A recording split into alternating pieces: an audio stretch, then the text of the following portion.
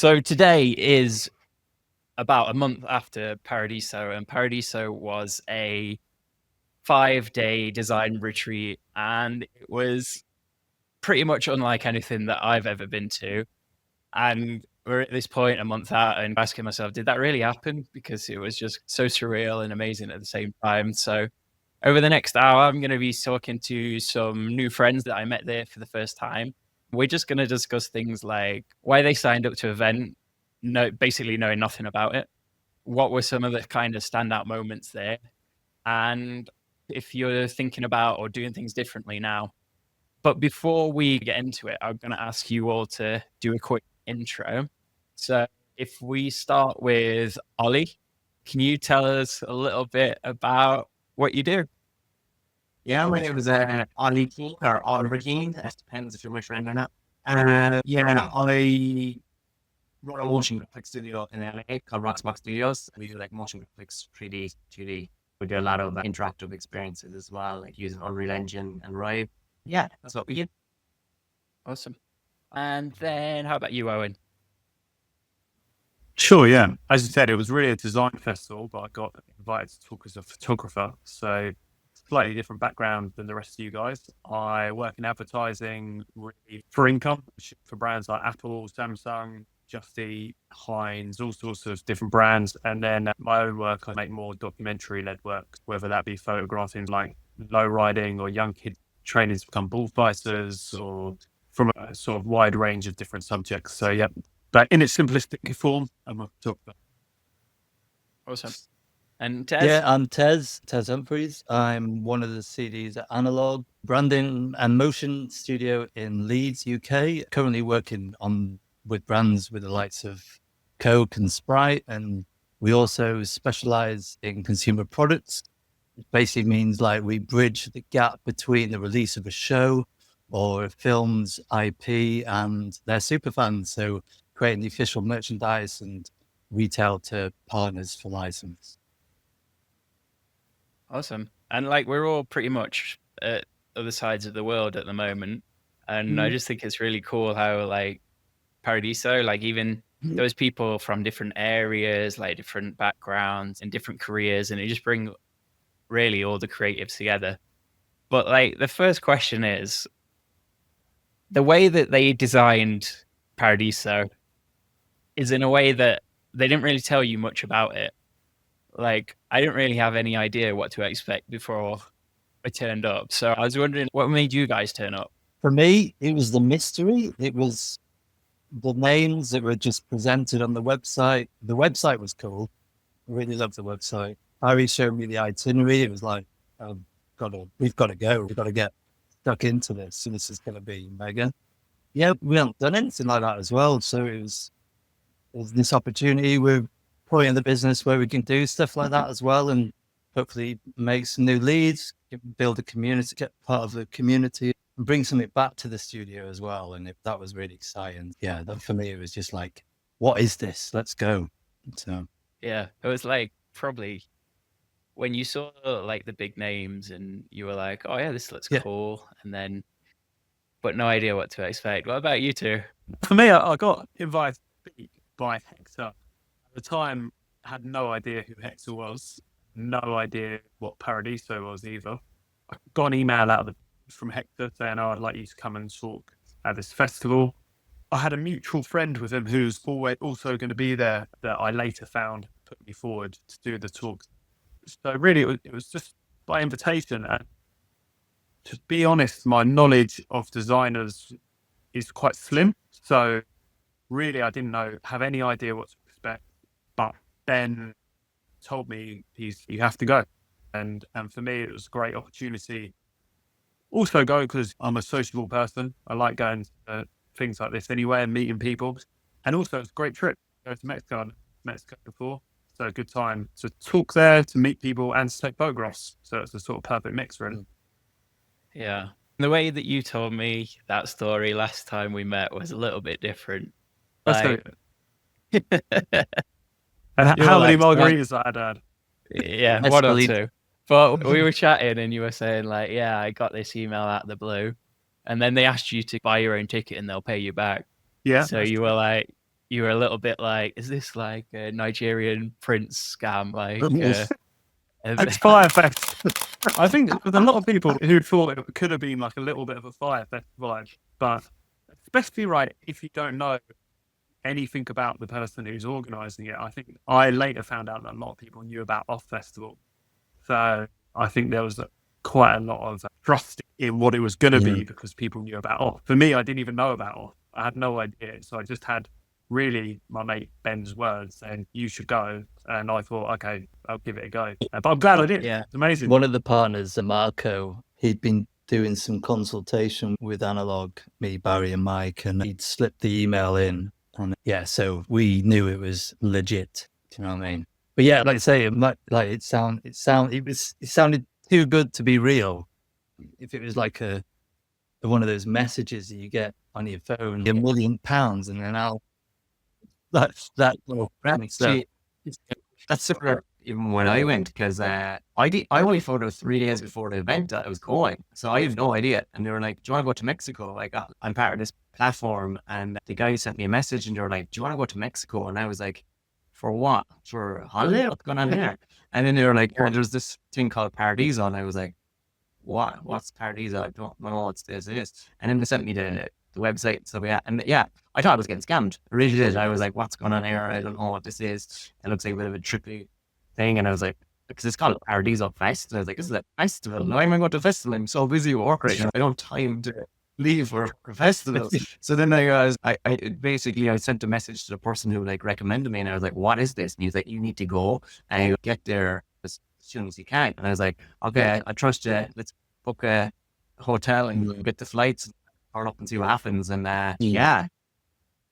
trippy in a good way, because I didn't really know what I was going to expect. I think the branding and the weight of the name as well, Paradiso. You want to get on the plane and fly 11 hours for us. It was an hour and a half from Leeds to Manchester in a taxi. And then it was like, obviously the wait.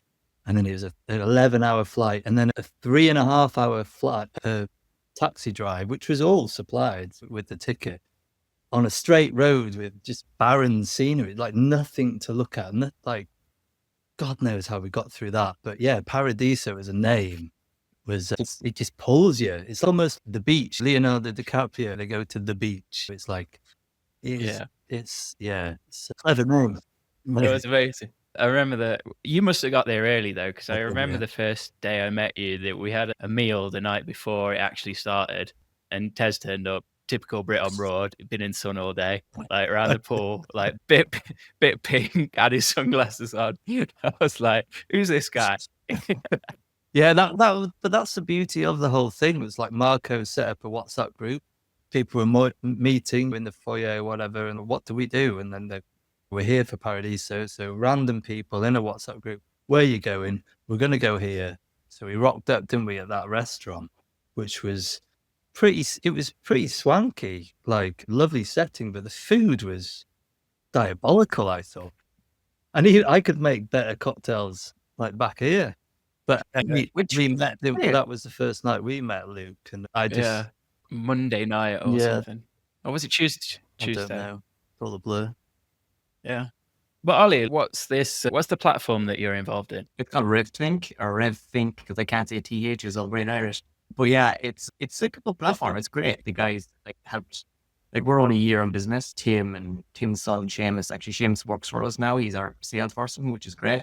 But they had helped us massively in terms of just talk to people and stuff like that. They took me under their wing, especially with being such a new company. But me and Tim used to work at the same company, Imaginary Forces, but at different times. It was nice he hit me up on LinkedIn last year, and he was like, "Hey, I think you're ex-Imaginary Forces," and I was like, "Who are you?" Again, I was like, "Who's this person trying to scam me?" or something like that. And then I just replied, because he looked a bit Irish, and I was like, he looks like my dad a bit. So I was like, sure, let's see what happens here.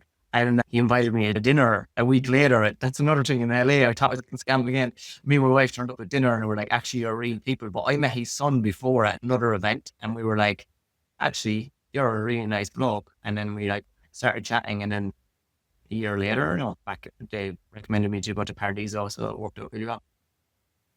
Yeah, it's amazing how it works. So I think like we can all agree that we didn't know what to expect. We'd seen some names. Fortunate, like Hector's like been included in off for a long time, so like he built up that trust and reputation, and everyone was just like, we don't know what it is. He's trying something new, but let's like turn up and see what happens. Like how did it live up to your expectations? Difficult to say because I had very little expectations before I left. But yeah, what's to say really? Like an incredible week, right? Met lots of great people. I felt like the vibe was very different from previous things that I've been with, where I go to a lot more, I guess, photography based ones, but where there's speakers, it's the same idea, right? There's speakers and there's people who attend to listen.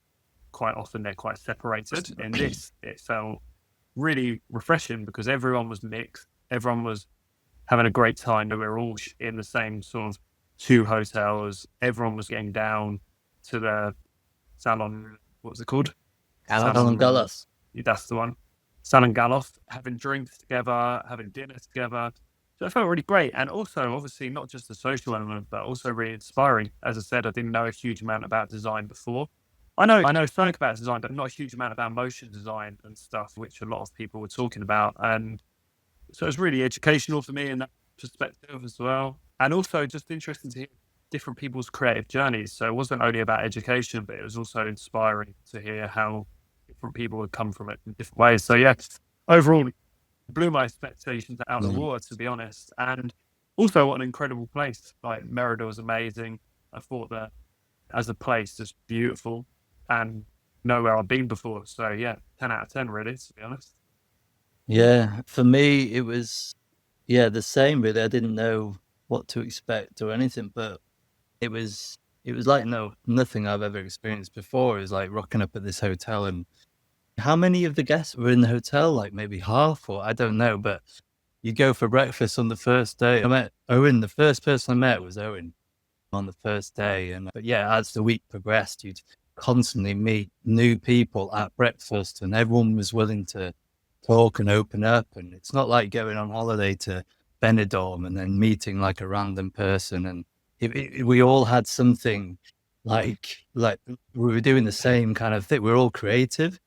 And it was this like breeding ground of like a community. Every day it was just like, oh yeah, I remember that guy. Remember that guy. I had a chat with them on the coach, or that woman on the coach.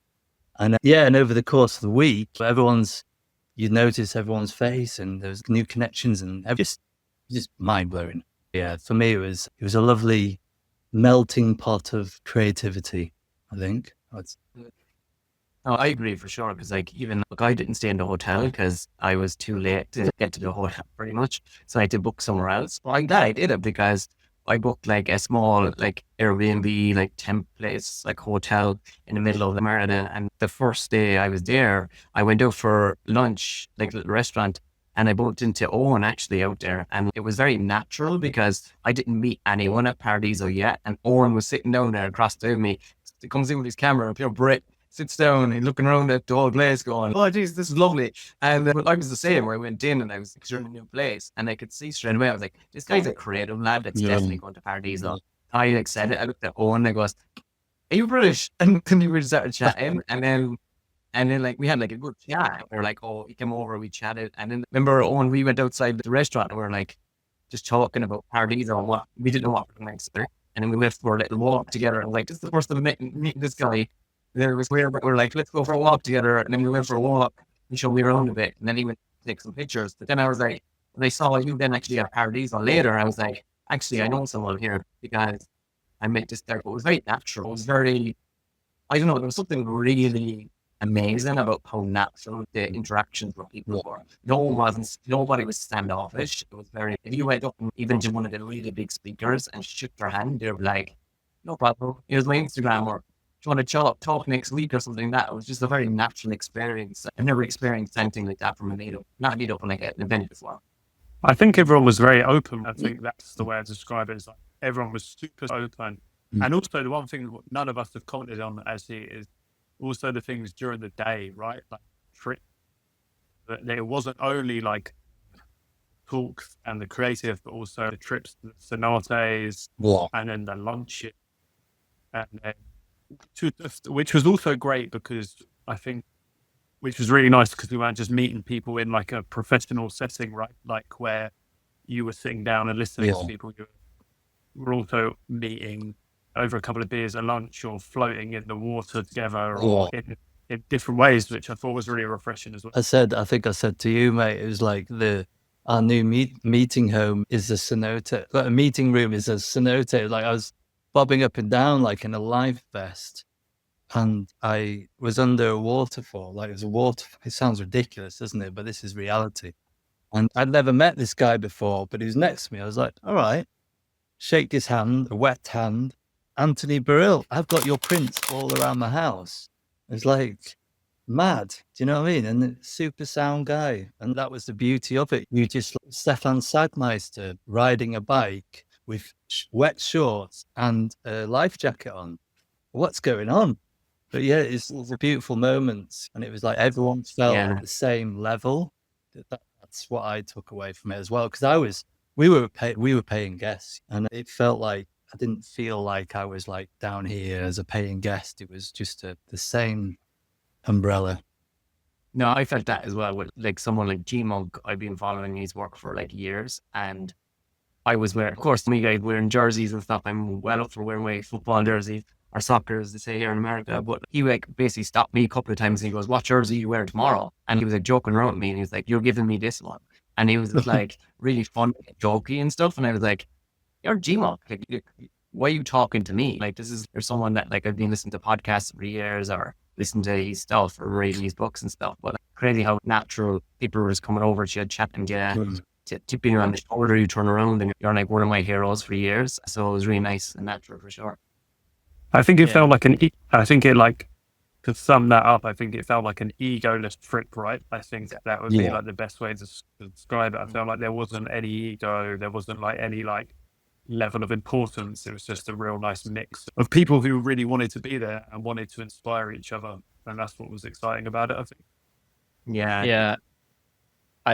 It was like, we probably should have started with this, explaining what it is to people. Like, so it was like, there was a dinner on the first day at the night, and then the next day we went to a sonata in the day, and then the talk started from 4 till 12. And then there was like just an event or something in the morning every day. And there was also a running club. Did anyone do the running club? No chance. No, too many drinks. Do you know what? I walked it one day. Yeah, you did. I saw you from my hotel window. I was like, yes, you're not going to get far there with a massive camera and some Converse on.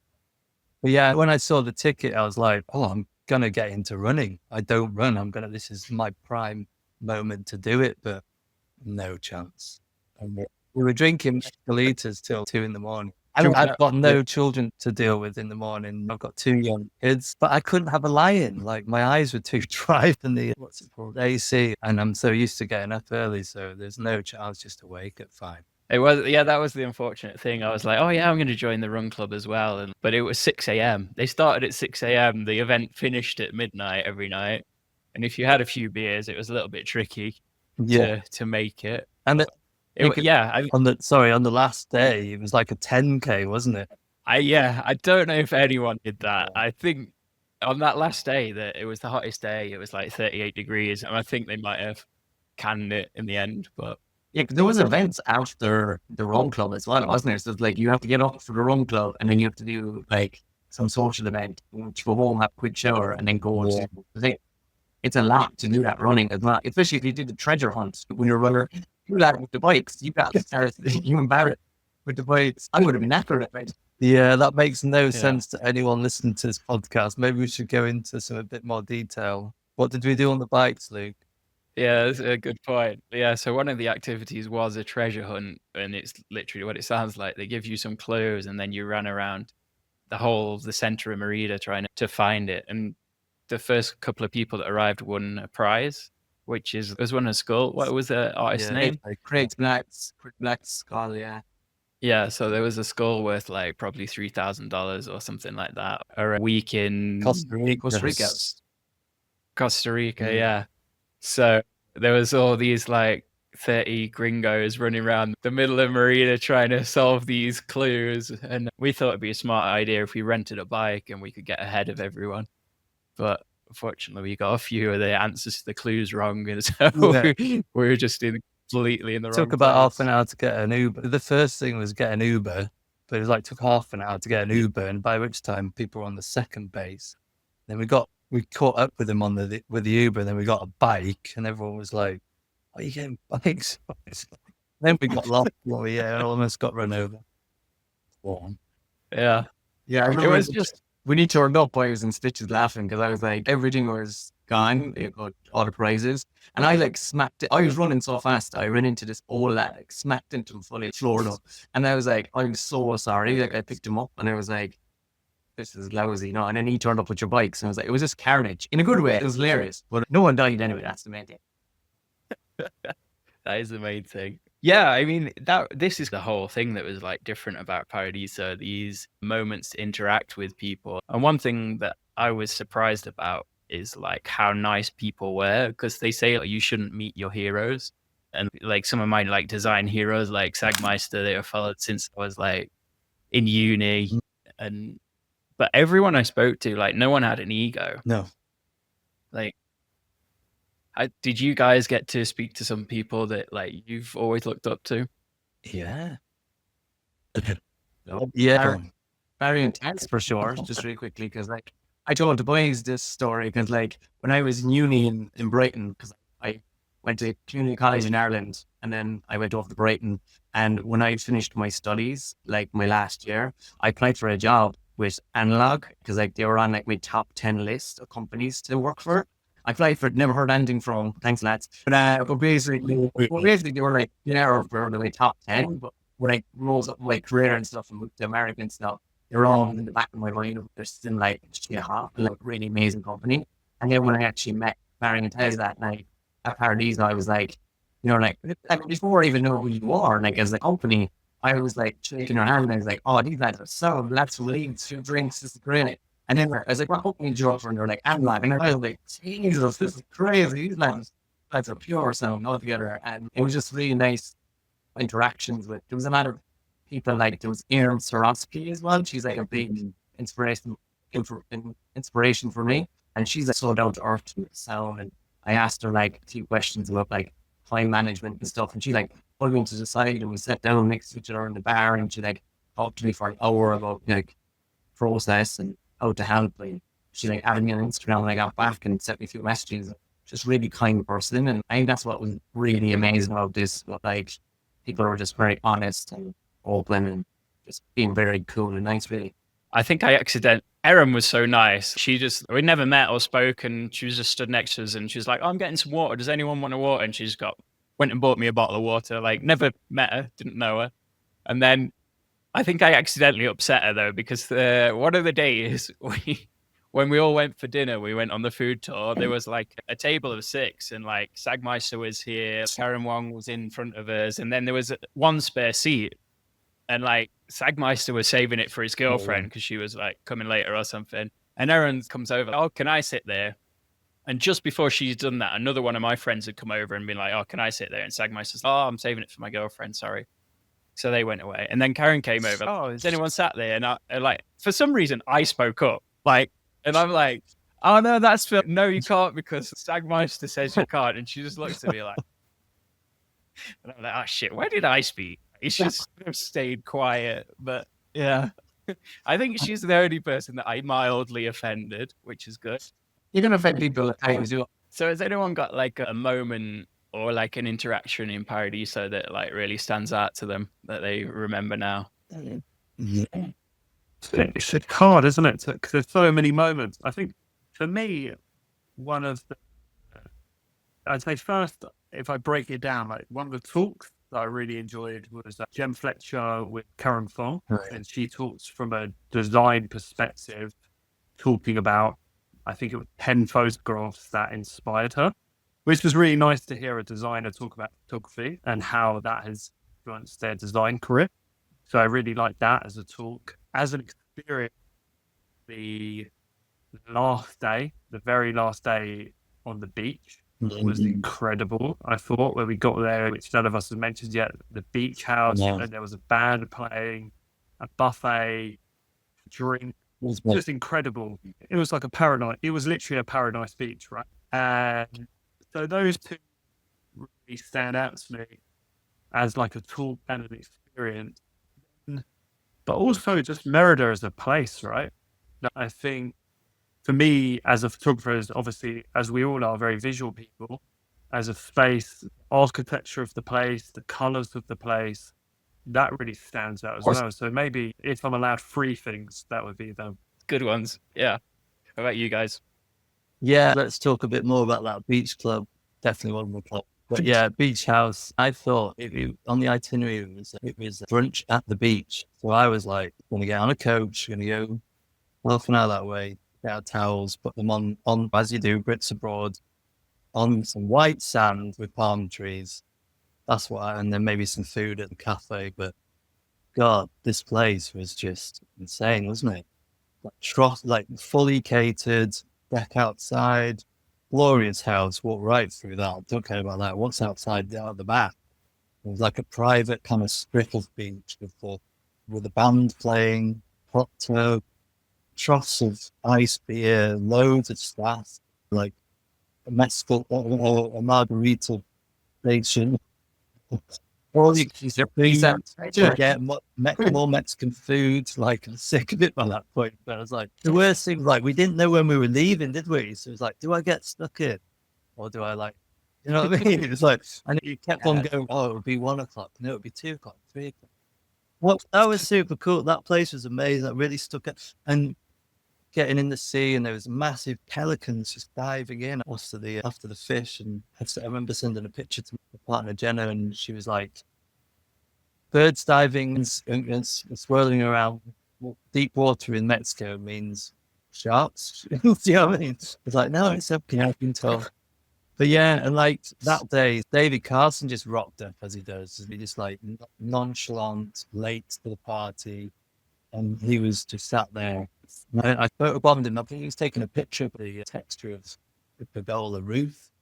And he's like, oh man, that's cool, man. What's your number? And there's like, so we exchanged like ideas of what we were going to do that night. And I said we were going to go for some steak. Those lads here, plus a few others, as a last evening hurrah. And yeah, and he just rocked up, didn't he? And that, like when you say meet your heroes, that guy was like massive hero. I used to do a lot of mixed media collage, lecture set, like all that kind of stuff. And I was like, wow.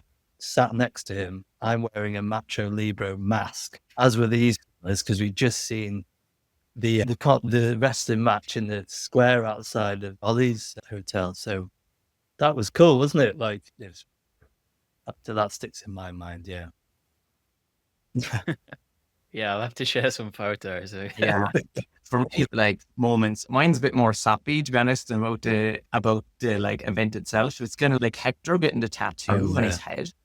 Like that for me was like really eye-opening, because like for us, I didn't really know what to expect from Paradiso really, because of course I only found out it was called 3 days before, and like, when I arrived there I was like, what is this? Like, I don't go to many events and stuff like that. And when I got there, I was like, it was kind of weird for me, because there was actually a lot of British there. There was like and stuff, but there wasn't many Irish. There was only like me and I think it's Oliver Jeffords, I think, based from more the north, like from the south. So, which was no conflicts there at all, where there's sound talking away and stuff. But it was kind of, I was looking around and I was like, there's no Irish designers. And it was a bit, and I've seen that all the time when I'm things, if I do go to any events, I look around, am I the only one? And that's not the case. It's just not many Irish people left. You just travel, and if you do travel, you're either a builder or a blaster or something like that, which I used to be. But now it's like being a motion designer and like designer, you're one of the only ones. So like when I see him coming back to Hector's like tattoo on his head, it's kind of like the pain you go through your art for your art. He was literally like getting a head tattoo,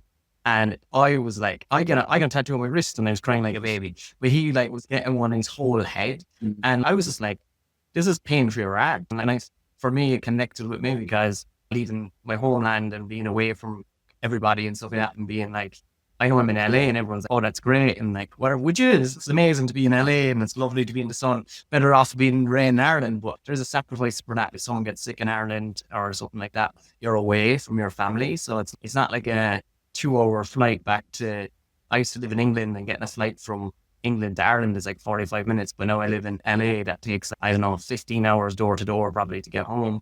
So, but that's the cost of the art. That's the cost of your medium of it. There is pain in it, like in every way you do it. It's like either cost, so even Owen with cameras cost money. That's financial burden. Like even as you were saying about mediums, like spending money on craft and paper and stuff, that's still, that's a income kind of thing. So there is pain in art right there. And like when I looked at Hector getting his head tattoo, I was like, shit, this is true pain right here for his art, because he's getting the art that he wants in his body. And I don't know, for me, it really stuck out. And like the whole time I was there, I was looking around and it wasn't, because I'm not, to be honest, I'm not really a bougie person. I don't really care if like I'm in a nice hotel or anything that, like it's an extra, but like when you're around good people and around people that are very like-minded to yourself, because it is hard when you get a bit older to make friends. Like, you know, and I actually knew guys, like the friends, and even like the dinner with David Carson at the last night, I was looking around and I was like, how fucking natural was this again? This is just amazing. But we all come from different walks of life. We're all like here together, and I don't know, I thought it was this very beautiful thing, but like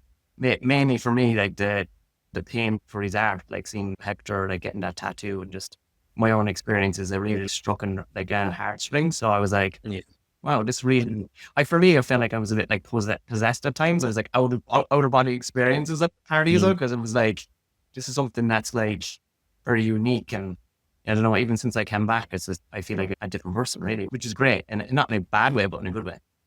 And for a little bit extra context, so Hector was getting this tattoo in the middle of a talk. So he also launched his book, which he gave to everyone for free. But part of it was like Ben Talon and Marco were talking about the book, and Hector's there in the same room getting a tattoo on his head, which I had no idea about. I didn't know that was happening. Then someone just came and said to me, Hector's getting his head tattooed in that room over there. And I'm like, what? What's happening over here? So I had to go and check that out. But there was lots of little moments of surprise, like the huge, what do you call the thing you beat with a stick? I should know this. Yeah, that was cool. Yeah, that was massive, wasn't it? Yeah. I also think, commenting on that head tattoo, Hector as the character, right, has like he's interesting because he's quite a quiet, reserved character. But there's really an element of intensity to what he does and like a level of commitment.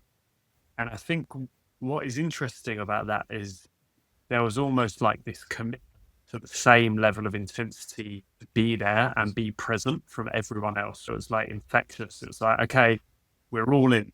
Like, we're here for a week and we're going to make the most of every minute of this. We're going to like, I didn't feel like anyone was unengaged.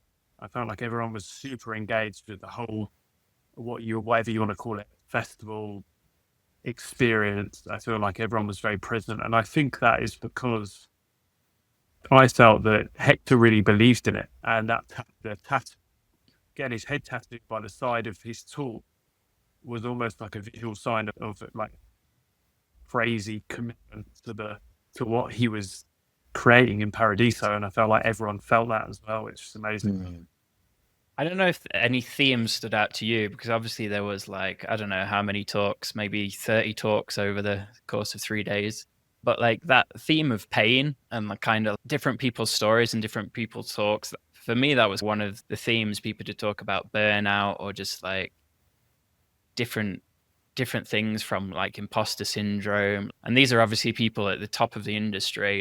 They're talking about how they still compare themselves to others. It felt very vulnerable, right? Yeah, it really did. And it was like, I've not been to many conferences, or this definitely wasn't a conference, was it? But yeah, I've not been to any of these kind of things. I've been to like OPN in Motion one in London.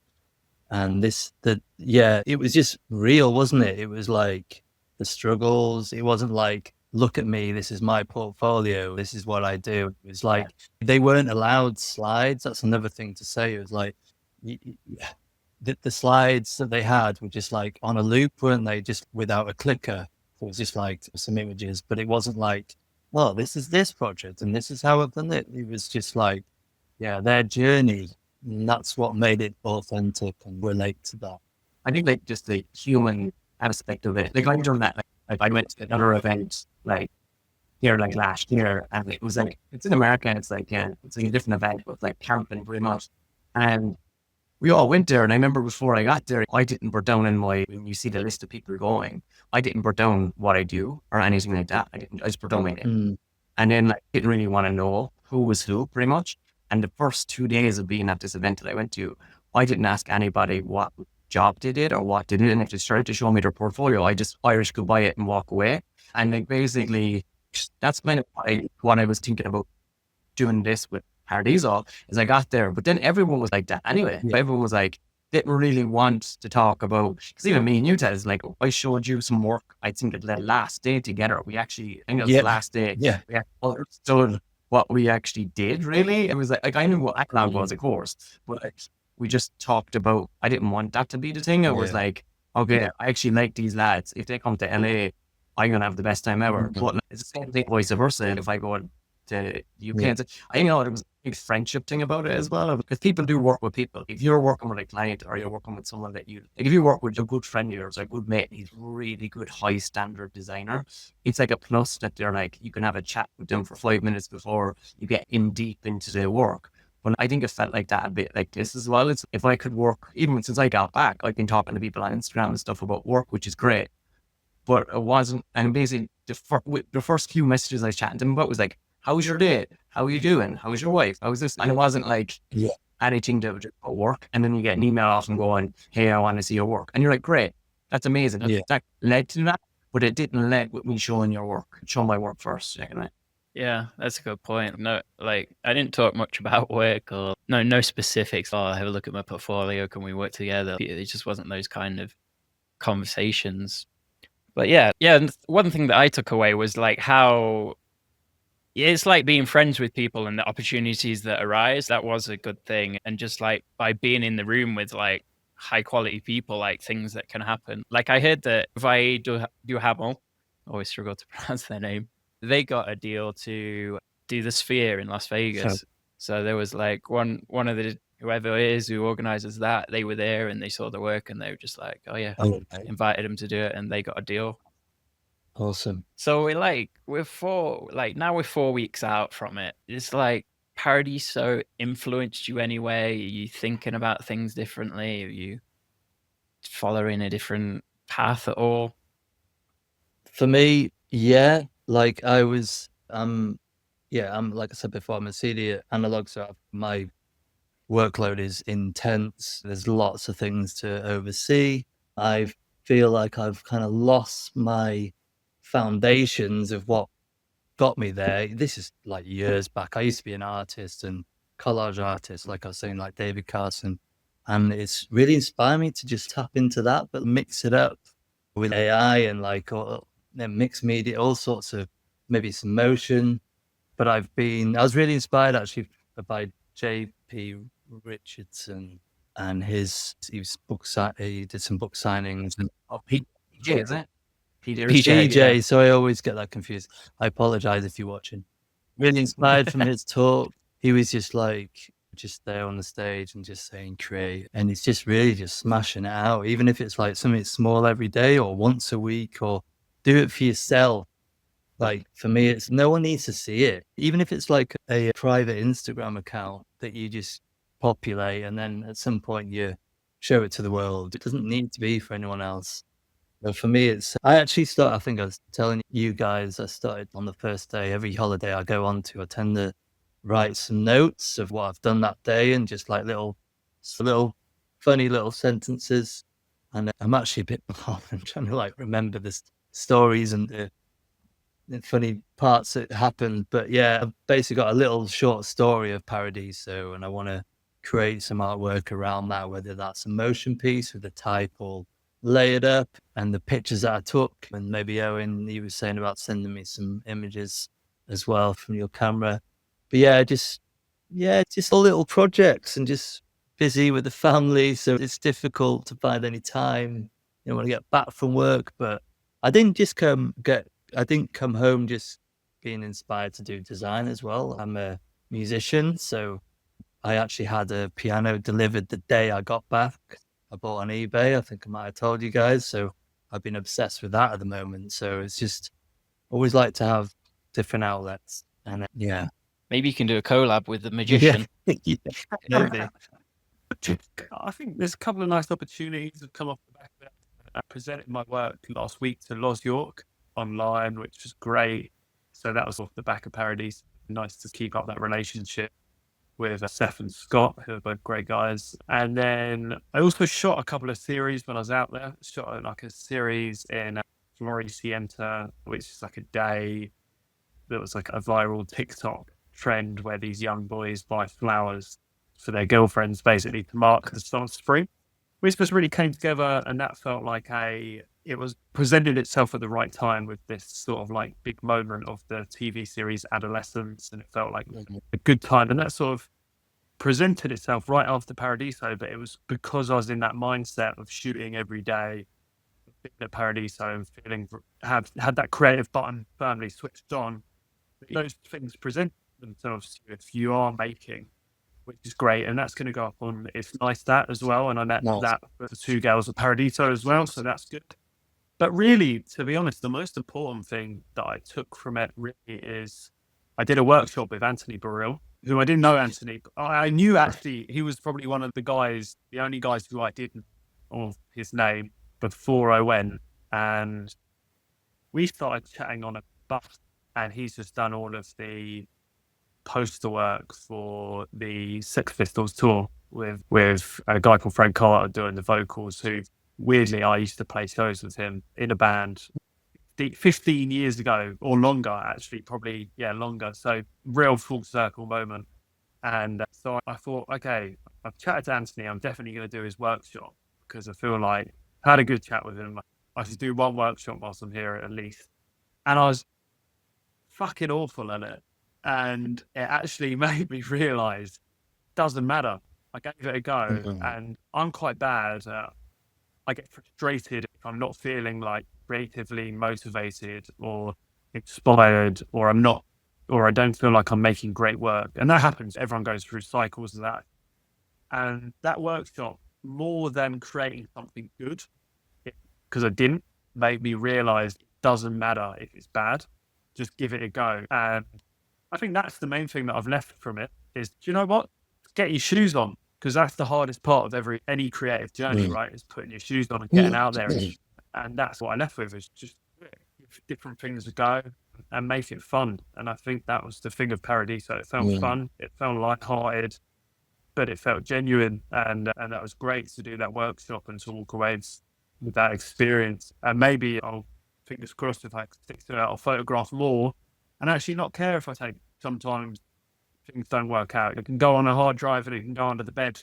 No one needs to see it, but it's about consistently creating, isn't it? And the more you create, the more golden nuggets come. Yeah, that's great. Yeah. What about you, Ali? Yeah, you know me, emotional again, but no, it's just like, for me, it's funny what Seth said, like, he got a piano. Like, I came back and first thing I did was go to a local skateboarding shop that's closing down near me, and I'm feeling very sad about that closing because I used to go there and look at all the skateboards and stuff, and I go, one day I'll buy a board in there and I'll just get one. I remember I got back and the board shop was closing and they had 50% off all the skateboards and stuff. And I bought 2 skateboards and I came back and my wife was like, you're going through a midlife crisis. Like, what? I was like, what's wrong? And she was like, look at the board you bought. I bought a board that had a lion roaring at the back of it.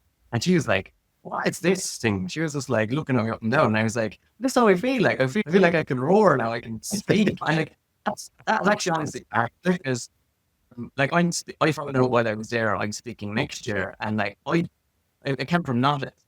I felt like it came from nothing, but like talking to Marco and Hector about like my story, because like, I'm not going to take up the last few minutes of, it was on for a long time, but like, I did the workshop for Tiago with Cookie Studio, the one that like paper workshop, and I did it, and I was like, they wanted us to do an ampersand, like in 3D and stuff, and like it was St. Patrick's Day weekend. Paradiso was over, and like St. Patrick's Day weekend for me is very personal because you have the day off back home. It's not just about getting pissed. It's actually like Now it's time to be around your family at St. Patrick's Day.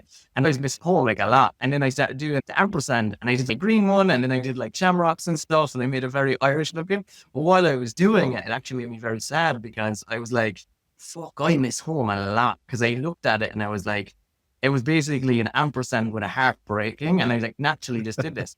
And I was like, what's wrong with me? I need therapy. What's going on here? And then that night was the same night of Hector getting the tattoo in his head, like I said, with the painting. And then when Hector had finished his tattoo and stuff, and I grabbed Marco and Hector, I saw them together, and I just goes, hey, like this is fucking amazing. This is like life changing in a way because there's something coming out of me right now. And then he just said, send me an email about your story because we want to know more. I went home. I was a bit pissed, to be honest, after a few margaritas and some too much mezcal with a few lads. And I got home and I just started writing. But it was weird when I started writing. I actually started writing in Irish, like my native tongue back home. And I was like, something's after unlocking in my brain. And I'm like, I might have way too many drinks. This is actually coming out. And then the next morning, I sent a message and I was like, oh no, they're going to think I'm a weirdo. This is bad. And then I translated like some of the, what I said. And it was like perfect in English to be translated. And then Marco and Hector sent me a message and they're like, hey, you're speaking next year about your life. And I was like, oh, this is crazy. So it's like almost life changing a bit for being just vulnerable and open yourself up. So for me, what I took away from it is like, don't be afraid to be yourself and don't be scared of the story. Because if you don't share it, no one else is going to know it. And we all, as lads especially, we're all like, oh yeah, my life isn't that hard, go for a drink and all this stuff. But where I come from and what I've been doing, when I shared it and actually read it out loud to myself, I was like, oh, I'm fucked up. This is bad. I need to get some serious therapy. But at the same time, it was nice to see on paper because I was like, oh, actually people are interested in this. Like they're like, want to know more about me and stuff like that. But it was a beautiful, natural thing that happened. And that's my big takeaway from it. Of like, the people that are going there next year as well, especially, it's not a place that you should go there and hand out business cards and stuff. That it's a place that you go there, be vulnerable, talk your story and be who you are, and then show your true, your authentic self. But don't go there with the view of going there and be like, I want to meet all these big people. It's about being human and being there and present. Yeah, I think that's great. I think you've summed it up nicely. Like, there was like an ongoing theme about vulnerability and like people just being open. And then the other side of it is be the artist. We're all creatives and you just need to actually create, whether that's inside your kind of area of expertise, like photography, or doing something completely different and just being creative. I think was the two overarching themes of Paradiso, and I fucking can't wait for next year. Let's go. Yeah. Great. I think I'm the only one that hasn't got a ticket. Oh, drop the ball there. All right, lads, I've kept you for an hour. It's been amazing and appreciate you all sharing your time and chatting. So I think we'll wrap it up there. Lovely. All Great right. to connect again, guys. If you like this video, you love our weekly newsletter, sign up at designresources.ai.